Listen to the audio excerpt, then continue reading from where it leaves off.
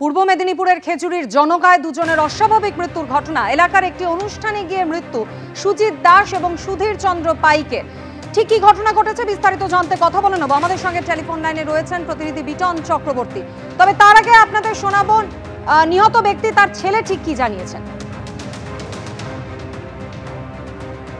এসেছিল ওই অনুষ্ঠানের স্থলে কি হয়েছে জানি না, ওই লোকের মুখে হওয়া হয়েছে। আমি জনকা হসপিটালে যখন এসেছি, বাবা আমার ওই চেয়ারের উপরে শুয়ে আছে, আর কমিটির কেউ নেই, বাবা মারা গেছে।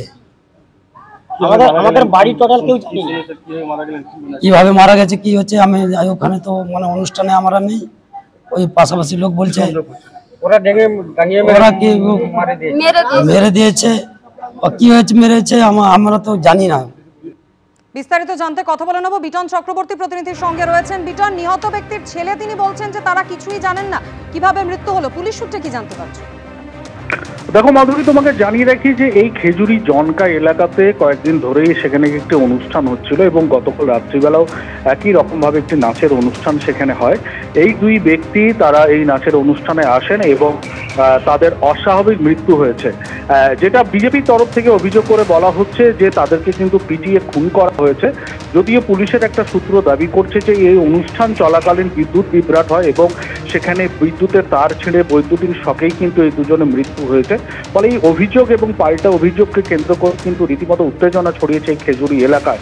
কেননা তুমি জানো যে ইতিমধ্যে রাজ্যের বিরোধী দলনেতা শুভেন্দু অধিকারী তিনি দাবি করছেন যে পরিকল্পনা করে দুজনকে কিন্তু খুন করা হয়েছে এবং এরই প্রতিবাদে কিন্তু এই মুহূর্তে খেজুরি থানাতে কিন্তু সেখানে বিক্ষোভ দেখাচ্ছেন বিজেপি কর্মী সমর্থকরা এবং হেরিয়ার কাছে বেশ কিছুক্ষণ তারা পথও অবরোধ করেন।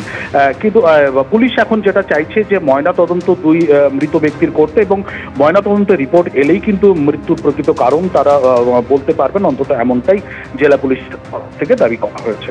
মাধুরী, ধন্যবাদ বিটন। পূর্ব মেদিনীপুরের খেজুরিতে দুজনের অস্বাভাবিক মৃত্যু, প্রতিবাদে হেরিয়ায় দীঘা নন্দকুমার জাতীয় সড়ক অবরোধ বিজেপি।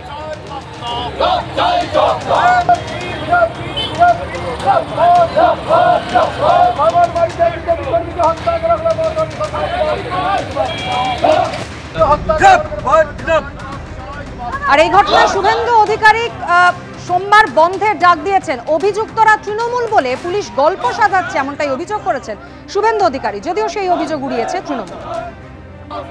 মুর্শিদাবাদে জোড়া খুন করেছিল, আমরা খেজুরিতে জোড়া খুন করেছি, ছাড়ার কোনো সিনই নেই, একদম সিন নেই। যা করার তাই করব। আমাদের পুরো টিম মাঠে নামছে, এই আন্দোলন হবে, হিন্দু সুরক্ষা এবং হিন্দু স্বার্থে লড়াই হবে, কোনো কম্প্রোমাইজ নেই। 2:30টার সময় বেছে বেছে হিন্দুদেরকে খুন করবে, আর খুন যারা করেছে দরজা বন্ধ করে দিয়ে পালিয়ে যাবে, আর পুলিশকে দিয়ে গল্প ফাঁদার চেষ্টা হবে। এখানে অন্তত এটা আমরা করতে দেবো না। এটা ক্যানিং ভাঙড় নয়, যা খুশি করে নেবেন ডেকে নিয়েছি। পরিবার পরিষ্কার মার্ডার কেস, এদেরকে যতক্ষণ না তুলছে কোনো এই বিষয়ে কম্প্রোমাইজের কোনো জায়গায় পরিবার নেই। সোমবার দিন খেজুরি সমস্ত হিন্দু সংগঠন, মন্দির কমিটি, পূজা কমিটির পক্ষ থেকে খেজুরি বন্ধ ডাকা হচ্ছে। জাতীয় সড়ক যেহেতু দীঘার টুরিস্টরা যায়, জাতীয় সড়ক এই বন্ধের আওতার বাইরে থাকবে, সর্বাত্মক বন্ধ করা হবে এবং আমি নিজে বন্ধের সমর্থনে জনকা থানা থেকে বিদ্যাপীঠ মিছিলের নেতৃত্ব দেব। অভিযোগ সম্পূর্ণ অসত্য এবং ভিত্তিহীন। তার কারণ খেজুরিতে এই মুহূর্তে কোনো রাজনৈতিক সন্ত্রাস নেই, আর তৃণমূল কংগ্রেস কখনো সন্ত্রাসের রাজনীতি করে না। খুন, জখম, সন্ত্রাস, গুলি, বন্দুক এর রাজনীতি তৃণমূল কংগ্রেস করে না।